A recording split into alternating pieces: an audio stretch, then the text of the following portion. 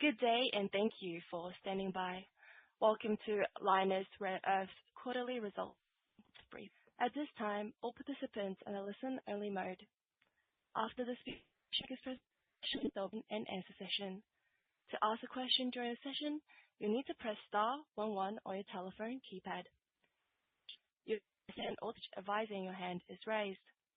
To withdraw your question, star 11 again. Please be advised that today's conference is being recorded. I would now like to hand the conference over to Lynas Rare Earths. Please go ahead.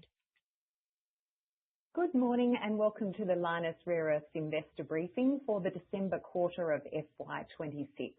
Today's briefing will be presented by Amanda Lacaze, CEO and Managing Director.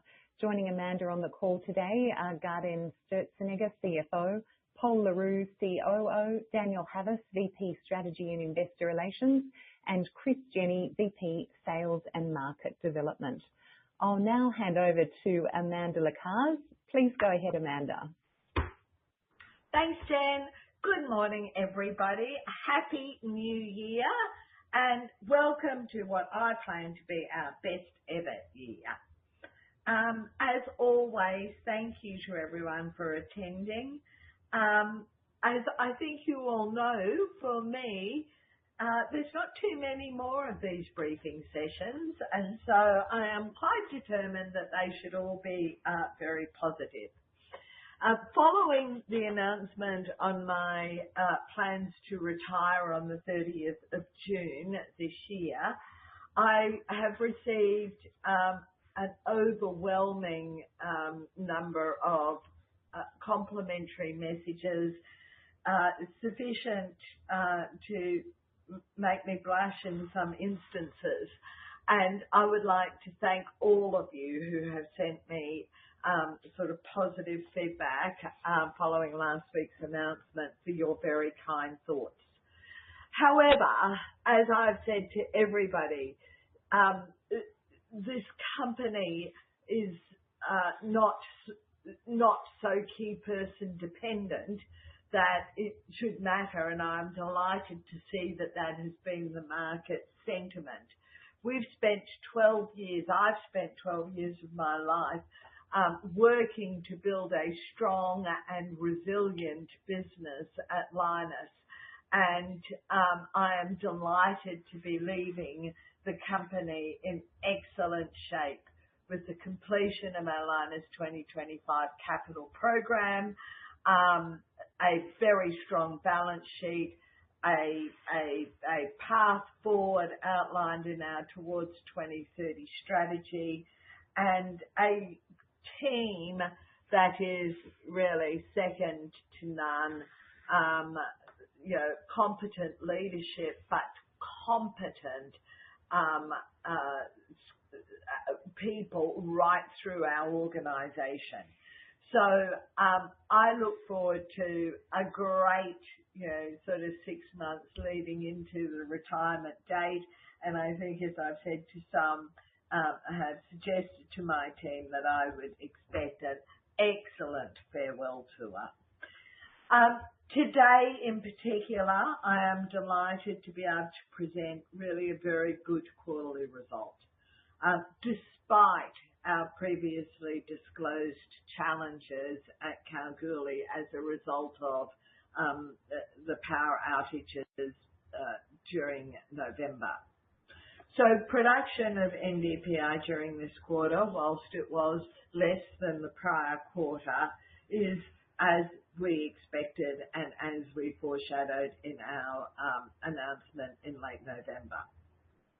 Production of dysprosium and terbium is ahead of our plan for the quarter, but effectively we used up oxalate which had been produced during the prior quarter. So we sort of look at this and average it out over the 6 months starts to give us a bit of an indication of where we will be able to continue to operate those circuits into the future. During the quarter, we undertook some really substantial maintenance on the kilns, including some 10-year maintenance on a couple of those kilns. They have restarted in very good order post that maintenance schedule in January. Of course, as you've seen from the report which we've lodged this morning, sales of NdPr have been, just finishing up on the operations. As we'd indicated in late November, we had significant power outages in Kalgoorlie during November, which meant that we were unable to produce and get material to Kuantan to be processed in time during the quarter.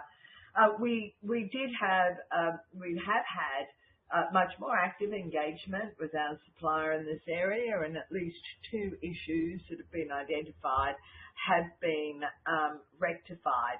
Having said that, we've had much more stable supply for a period of time. However, as recently as yesterday, we had 2 significant power outages. So we continue to assess new off-grid solutions. As flagged previously, diesel generation can give us reliable power, but we are very focused on continuing to reduce our environmental footprint. So it is not the most desirable path forward, but we are assessing what off-grid solutions may be available to us. Moving on to sales. Sales of NdPr were ahead of production of NdPr. And so you would have worked out that saw some drawdown of inventory, which we believe we will properly replace in due course. We have not sold all of our DyTb as we continue to use that material strategically. As we've indicated previously, it's in very high demand. The sales team continues to negotiate new contracts, which particularly looking to how can we acquire high value NdPr agreements alongside, sort of the DyTb, which is required by particularly magnet customers. Just a word on the costs, because I saw one of the early analyses this morning, which notionally showed a significant increase in costs. Of course, some of that is related to the fact that the volume, production volume was lower, and so therefore things like fixed costs had been shared across a smaller volume. But I would just also caution everyone to recall that this is a cash report for the quarter, and so therefore the cash costs and the actual production are typically about a month apart. And so I would suggest wait until we put out our half year to really get a very good fix on the achieved costs within our business. And as we look at the cash flow, I mean, of course, we're sitting on a very substantial and positive bank deposits.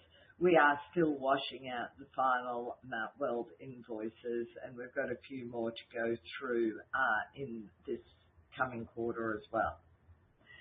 So I think everyone understands that the market settings remain positive, and in fact, in some ways, they've even become more positive during January. NdPr price continues to strengthen. And frankly, geopolitics continue to be our friend. Although we are yet to finalise various agreements with governments, the policies which have been particularly implemented by the US government have already fostered more functional market dynamics.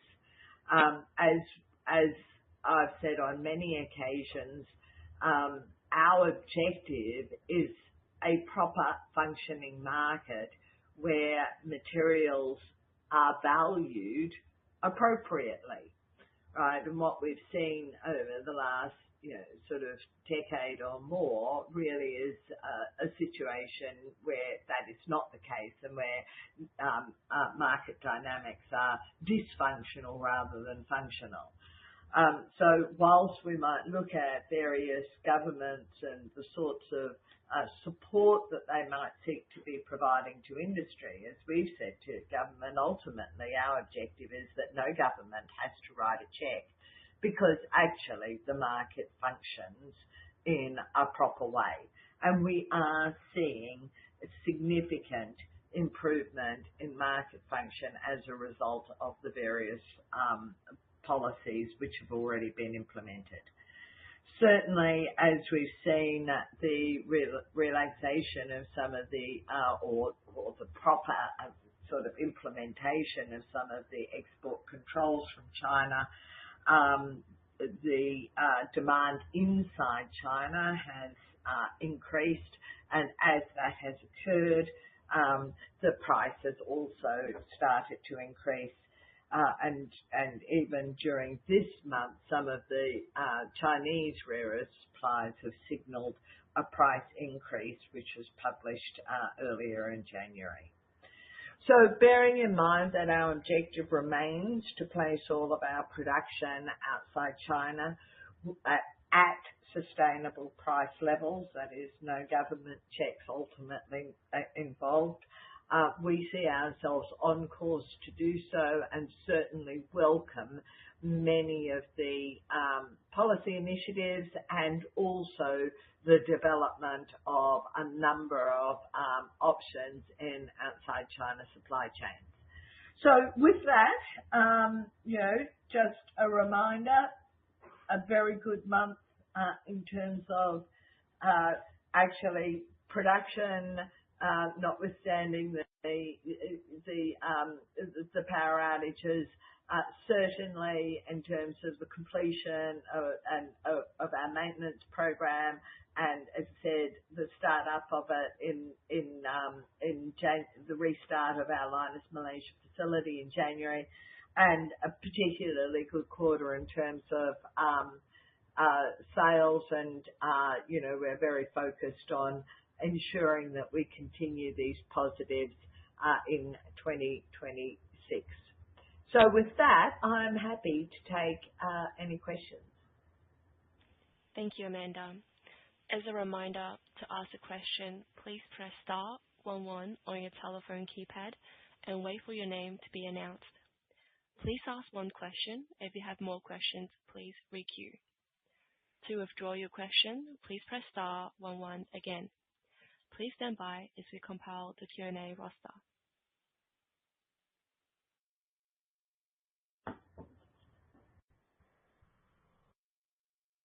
First question comes from Rahul Anand from Morgan Stanley. Please go ahead.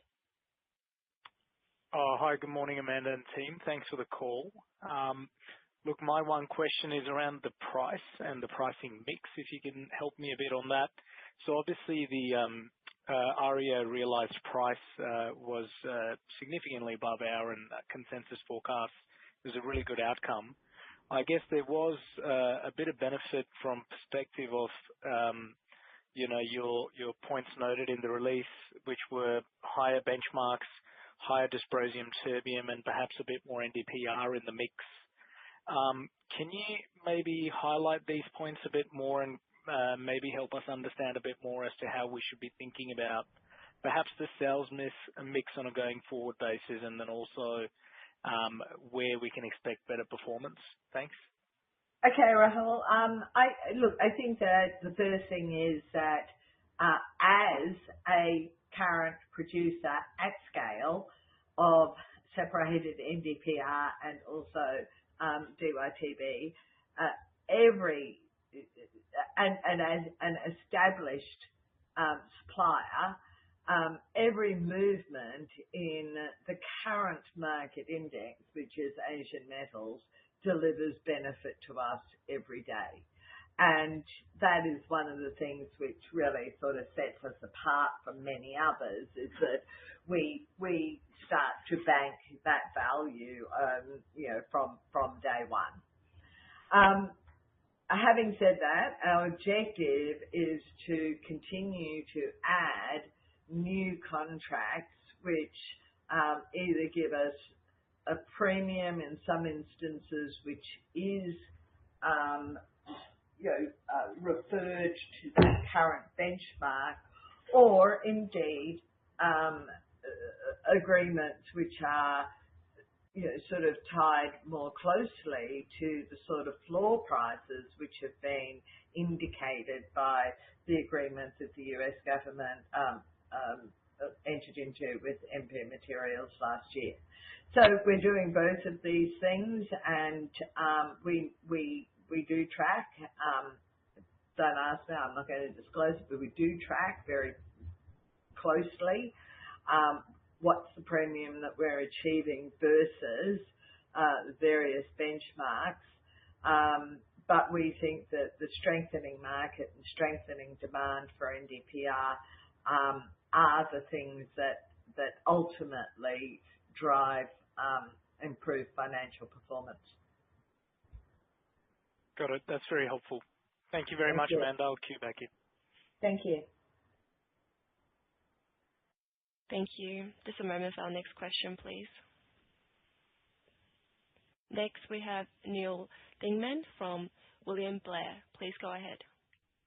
Good morning and good evening for me. Thanks for taking my question. My just quick question is really around the production mix. Specifically, you guys are doing a nice job of continuing to grow the mix. And my question is, what is sort of the longer-term target for dysprosium and terbium sales volumes as a percentage of total mix?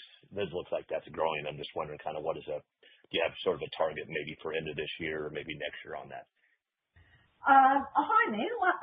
So we did put out some advice on our heavy rare earths investment as we grow as we invest in further capacity expansion in Malaysia. Not earlier this year, late last calendar year in any case.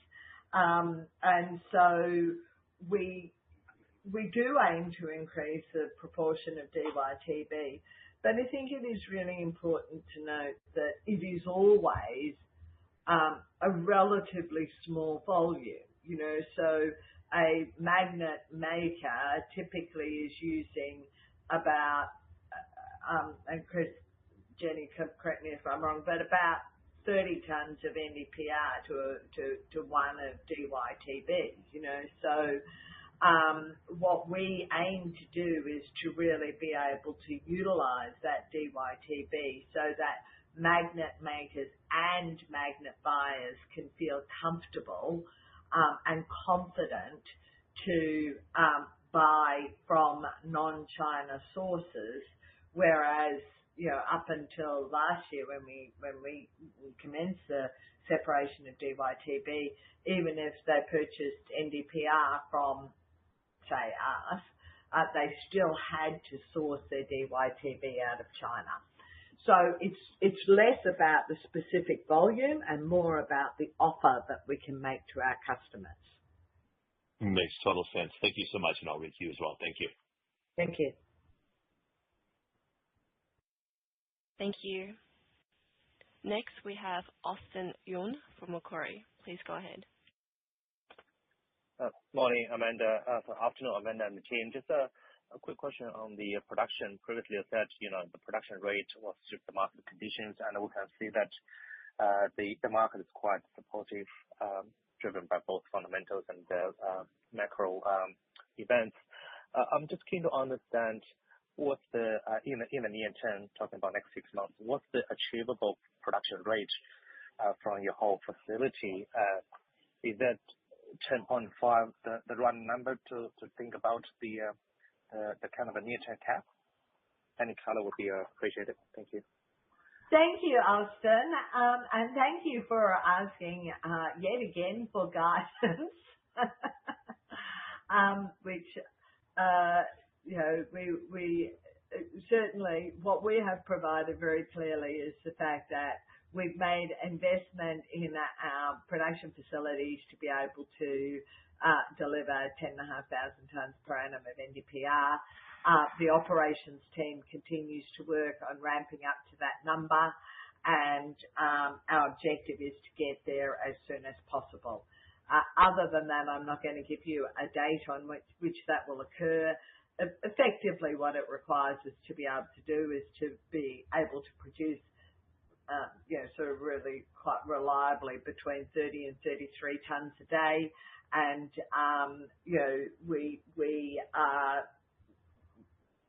we are on track to being able to do that, but and until we have demonstrated our capability to produce at that 10,500 tonne run rate, we don't finally say yes, Lynas 2025 is absolutely completed, but we are in good order to get to that sort of target. Okay, thank you, Amanda. Yeah, I was really just trying to understand if there's any the near-term hurdles or planned maintenance that we need to be aware of. But yeah, thank you. Well, Austin, as always, external factors tend these days to trip us up a lot more than internal factors. So things like, power at Kalgoorlie. If we cannot get Kalgoorlie producing reliably because we keep on having power outages, then that absolutely makes it difficult for us to achieve that sort of average daily run rate. So there are always external risks, and we seek to manage them absolutely as best we can. But we have a plan, we have a very clear target, and 10,500 tonnes is the objective. Thank you, Amanda. Thanks, Austin. Thank you. Just a moment for our next question. We've got Paul Young from Goldman Sachs. Please go ahead. Morning, Amanda and team, and hope you're well and happy new year. Amanda, back on projects and just ramp up. I see Mount Weld's ramp up's going really well. I think you said it's running at 70% of nameplate, which is a pretty quick commissioning and ramp up, albeit it's a pretty small project, but none less complex than others. What is the plan to get to when you expect to get to full capacity there, and to be able to test Kalgoorlie cracking and leaching? To your point, if power supply is reliable, you can actually start really testing the kiln at full capacity, or just with the market backdrop and everything else and the timing with the refinery expansion, do you expect to maybe stockpile concentrate? So just curious around, when you can achieve nameplate and what the strategy is as far as really testing Kalgoorlie cracking and leaching. Thanks. Thanks, Paul. I don't think that it's proper to describe Mount Weld as a fairly small project. I think it's a very substantial project, and yes, we are very pleased to be running at 70%. And but I would note, and this is particularly recognising, sort of the efforts of our team, that startups are never completely trouble-free. And so even at Mount Weld, where we are very confident about our asset and really have a lot of experience, sort of making that shift from what was indeed a little plant to now a much larger, more complex plant that's using more and different mineralogies. We certainly certainly has presented the team with a number of challenges. If at present, up until we commissioned the new plant, we were actually producing, even from the old plant, two grades of con, one which was slightly higher grade for Malaysia versus the one in Cal. At present, that's not the case. We're basically producing all at the same grade. In terms of the Cal, if we said everything is perfect outside, we would actually say that the kiln, the cracking, the actual cracking and leaching process in Kalgoorlie has proven itself to be, working as designed, and so therefore we wouldn't see that there was any significant challenge to being able to ramp that up. The area where, in terms of the ramp up from commissioning, that has presented us with the most challenges is the production of the mixed rare earth carbonate, which is actually a completely new circuit in our flow sheet. And so over the last year, the team has made quite a lot of process improvements there and particularly to improve quality. Some of the early material that we were sending up to Lynas Malaysia was not on spec for a variety of different areas. And I think that we've now got ourselves to a position where we're pretty confident about most of the quality specs. But it actually has been the area that has challenged us the most, other than our inability to be able to put together, long runs, because we keep having these power outages. So we do need to be able to continue to ramp up Cal, and that remains at the heart of us getting to the 10,500 tonne run rate. Having said that, I can also tell you that the Lynas Malaysia facility, and particularly cracking in Malaysia, continues to improve, is significantly ahead of where we were performing even a year ago, certainly 2 years ago. And so therefore, to really balancing the two facilities, we are confident that we continue on a good pathway towards reaching that 10,500 tonnes. Okay, thanks, Amanda.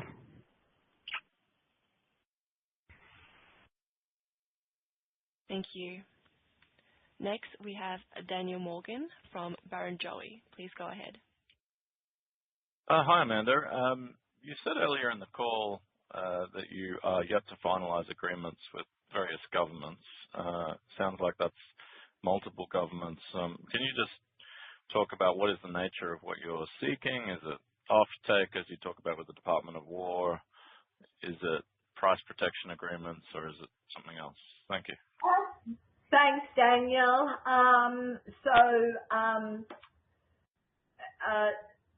I think everyone, even with a passing analysis of the rare earths market, would recognise that the feature which was by far the most significant for the deal that the US did with the MP was the price protection agreement. And I think that we can see that a lot of other things, even though that deal did include capital injections, etc., that the private markets will stump up the equity for a functioning market where you can see that there is a business that can be a successful business. And that has been the positive effect of those, the positive effect of the price protection agreement. So we have,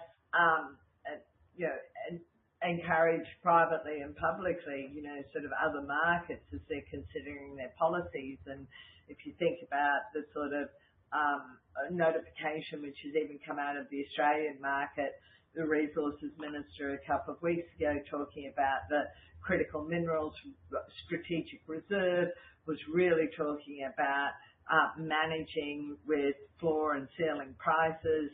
I note that Scott Besant spoke in Davos yesterday. He was talking about the conversations at the G7 plus meetings and about putting in place floor and ceiling prices to ensure that you've got a positive functioning market. In a couple of instances, it is also relevant. So, say for example in the US, whilst there's significant investments being made in future capacity, there is a current requirement for product, particularly for some of their, particularly for the defence industry, which is really, the objective of a number of the Chinese policies is to ensure that no Chinese product goes into, defence applications. And so that's why in some instances, it's also relevant to be considering whether, a physical stockpile is of benefit to the government. But essentially, it is the functioning of the price market. For us, we don't need governments to be buying our product. We need customers to be buying our product, and we need those customers to buy our product at prices that properly reflect the cost of doing business. And so really that discussion around policy and policy execution is the most important discussions that we are having with government. Okay, thank you very much for your perspectives. Thanks, Daniel. Thank you. Next, we have Chen Jian from Bank of America. Please go ahead. Good afternoon, Amanda. Happy New Year. Hi, we will miss you after we will miss you after this financial year for sure. Thank you for taking my question. One question for me is about your loss of production. So I guess with your capacity 10.5 thousand ton NdPr and cracking and leaching plant is running well from January at Malaysia, and Kalgoorlie power situation kind of resolved or stabilized. I guess the production loss from December quarter can be recovered in third quarter and the fourth quarter over the financial year. So I guess we shouldn't assume the production is lost, but delayed into the rest of the financial year. Yeah. Is my understanding correct? Yeah. I think we're pretty confident about always with the qualification that we are to get to 10,500 tons. We must have MREC coming out of Kalgoorlie. If we have no power, then we can't have any MREC coming out of Kalgoorlie. That is absolutely our number one constraint over time. But yes, it would be our expectation that we should be able to now continue with an orderly ramp up towards the 10,500 tons. All right. Thank you very much, Amanda. I'll pass it on. Thank you.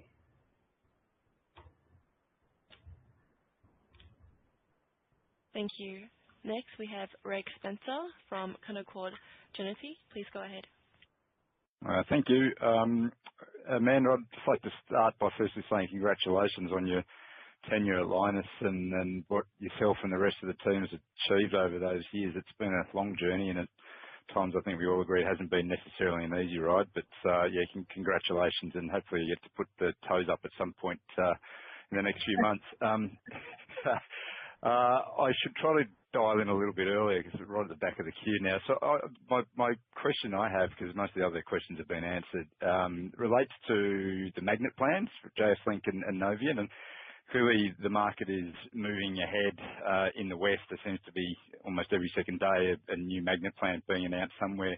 Have your plans and your conversations with both JS Link and Novian moved ahead? And are we getting closer to a point where we might be able to get some detail around what those plans might actually look like on execution?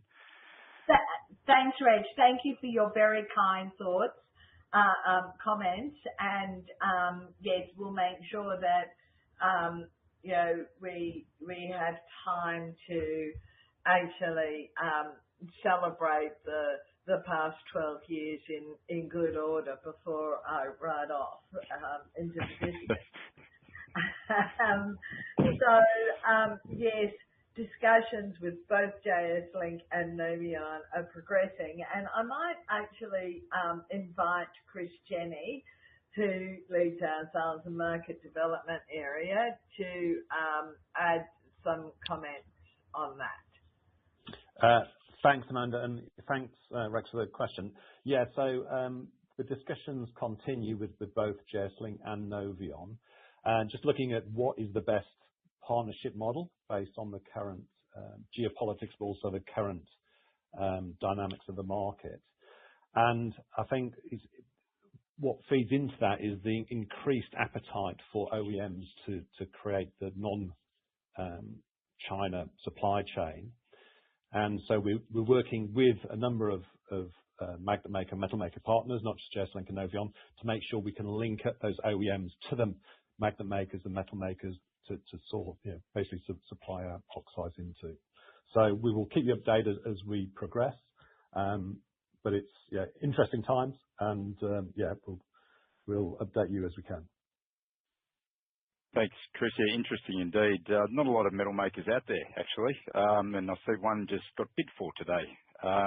But look, I appreciate the questions, and thanks, Amanda and team. I'll pass it on. Thanks, Reg. Thank you. Thank you. Next, we have Scott Ryle from Remote Equity Research. Please go ahead. Hi, Amanda. Thank you very much.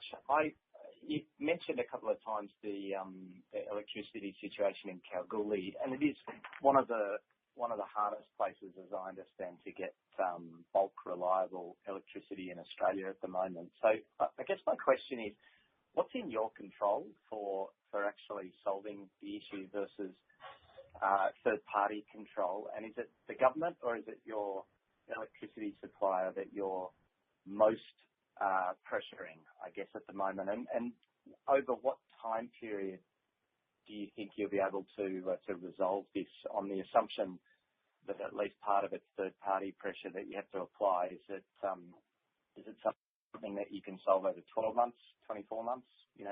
I'm just after a broad estimation there. So we are actively engaged, Scott, with both the government and with the supplier, the power supplier. They've given us, Western Power is a government-owned enterprise, and then clearly that, these two things go hand in hand. I think that you're right when you say Kalgoorlie is challenged, and we're certainly not the only industrial operator in Kalgoorlie that has suffered as a result of power outages. And I would also say that the state government absolutely recognises that and has, I believe, sort of a specific project team to address how to improve this. However, from public commentary, they've talked about, sort of that timeline being somewhere in the range of like 2029 to 2032, so this clearly doesn't align to our requirements. So our team continues to work on what are alternate power solutions, which would be either completely off-grid or maybe a combination of grid and off-grid activities, because we would want to be able to put a solution in place. We'd be aiming to do it within, I guess, the next 12 to 18 months as opposed to the next 2 to 3 years. A diesel generator, diesel power station can be put in place pretty quickly, and if we get to a position where that's the only way that we can assure power reliability, then we will do it. But we would rather look at a better medium-term solution than burning diesel. So we've decided not to proceed at this stage with a diesel power station, but that can change and it can be implemented pretty quickly if it does change. All right, excellent. Thank you. Thanks, Scott. Thank you. Just a moment for our next question, please. Next, we got Regan Burrows from Bell Potter. Please go ahead. Hi, Amanda and team. Congratulations on the quarter, despite the disruptions there. A lot of the questions are sort of focused on Kalgoorlie and the ramp up there. If I could just sort of summarise and sort of make sure that we're understanding it correctly, excluding the power outages that we've seen at Kalgoorlie, and once you get Mount Weld up to sort of 100% run rate, are there any bottlenecks within the entire business in reaching that 2,600 tonne per quarter rate, or is there anything else that we're missing there? Oh, Regan, there's always a bottleneck, right? In fact, it's a measure of progress of your operations that you find new bottlenecks, because as you resolve one, then the bottleneck moves around and you find another one. So at this stage, we remain focused on ramping up Mount Weld, and as I said, even though we've had a very positive ramp up to date there, notwithstanding that, we're only 3 months into that ramp up, and we are still identifying bottlenecks and issues to be resolved as part of a normal ramp up. And in Kalgoorlie, likewise, as we continue to increase production, we will discover new areas that we need to improve. However, as I indicated earlier on the call, we have our sights set very firmly on the 10,500 tonnes, and the way that we get there will be by optimising each of the production facilities, recognising that, yes, there will be various bottlenecks, either internally or externally, at each of those facilities. So, yeah, there'll always be a bottleneck. If there's not, then we're not moving forward, actually. Great, thanks for clarifying that. Thanks, Regan.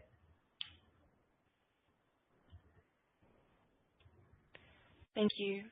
Next, we have Dim Ariyashan from UBS. Please go ahead. Hi, Amanda. Thanks for the time. Just a question on Japan. So earlier in the year, China imposed additional controls on their trade of rare earths into Japan. I figure the market's still trying to work its way through implications, but can you give us any indication on how your Japanese partners feel? This is, is there more upside potentially ahead to that 7,200 tonne volume arrangement? Anything? How's that progressing? Thank you, Dim. I think as we look at the actions that the Chinese have taken since April last year, they announced very substantive controls in April last year. And I think we all saw the outcome of the fact that they announced the new licensing framework before they'd implemented the systems to be able to manage that new licensing framework. Since then, notwithstanding various other announcements and commentary, and we had a sort of a further set of sort of comments from the Chinese in, I think it was in October, about further constraints. Effectively, the things which have been implemented in China are now really those April controls and a series of non-price controls with respect to the export of knowledge and equipment. So when we say that it's not really clear what the further commentary earlier this month with respect to China and Japan really means, it's because it's not clear that there is more than what was already announced last April, which were significant controls on what's termed dual-use materials, which is essentially those using heavy, those with heavies. And so we have been very actively engaged with our Japanese partners for many years on ways that we can, increase supply of heavies into the Japanese market. So we continue to be focused on that because it's that which really gives particularly magnet makers and non-Chinese customers the confidence to be able to go forward.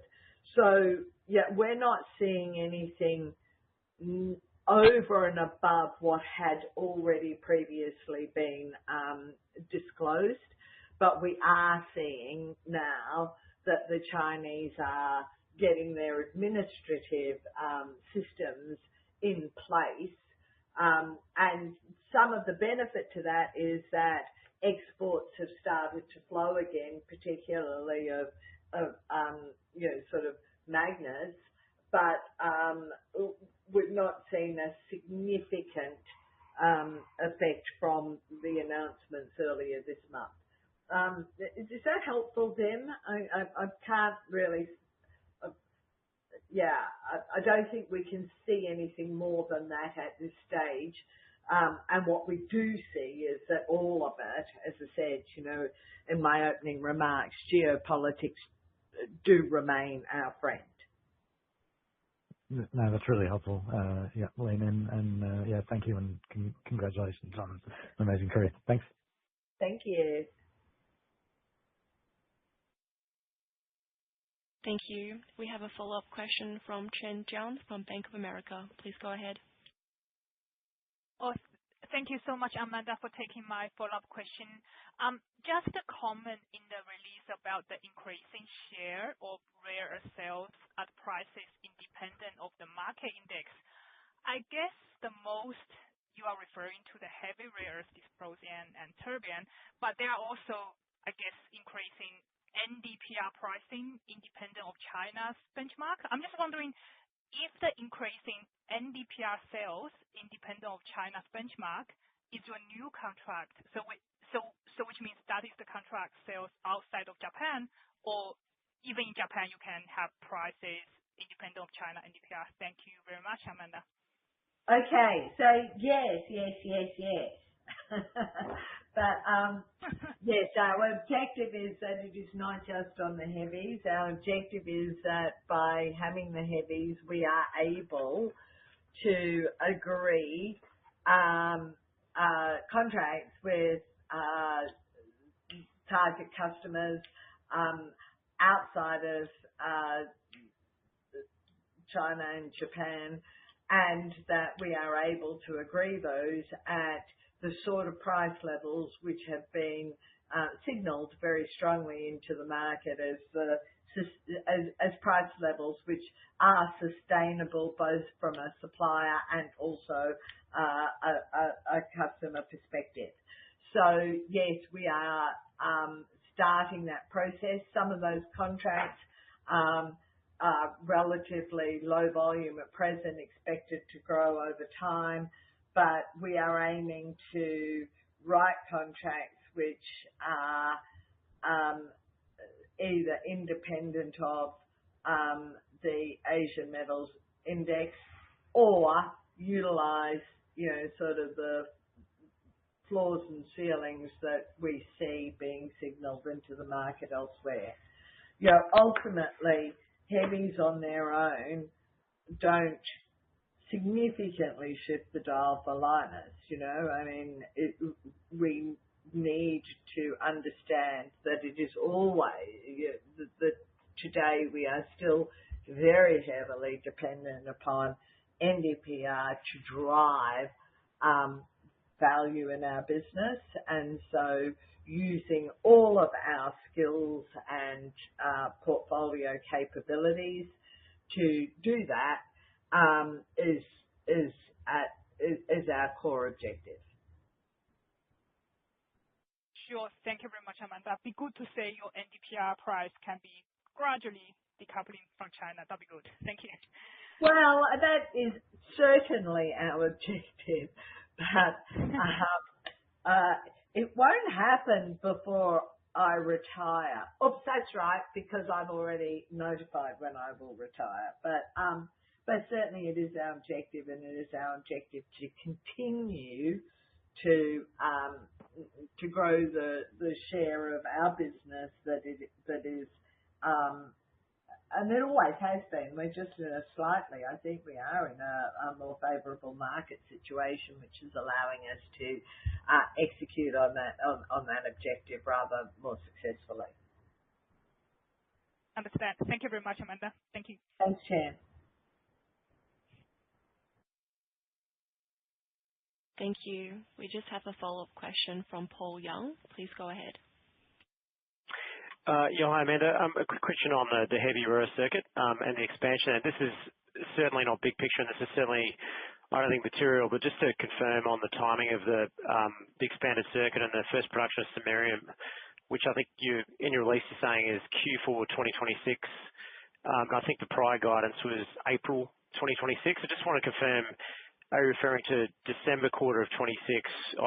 Just a modest delay, and if so, is that because of, I think you're calling out just procurement of No. It's Q4. It is Q4 this calendar year. It's no delay. It is Q4. No delay. Okay, great. Thanks for confirming. Thanks, Amanda. Thanks, Paul. Thank you. Okay. So maybe, I'm not sure, there's no further questions? No, I thought maybe not, because I think many of you will be going to, I think there's another briefing that's starting at midday, so I want to give you enough time for a nature break ahead of that. Once again, thank you all for joining us today. We are pleased to have been able to deliver the results that we have delivered, and we are pleased to be looking into a market which is looking pretty positive in terms of its various settings, and look forward to seeing all of you in the next couple of months when we release our half-year results. So thank you all. Thank you. This concludes today's conference call. Thank you for participating. You may now disconnect.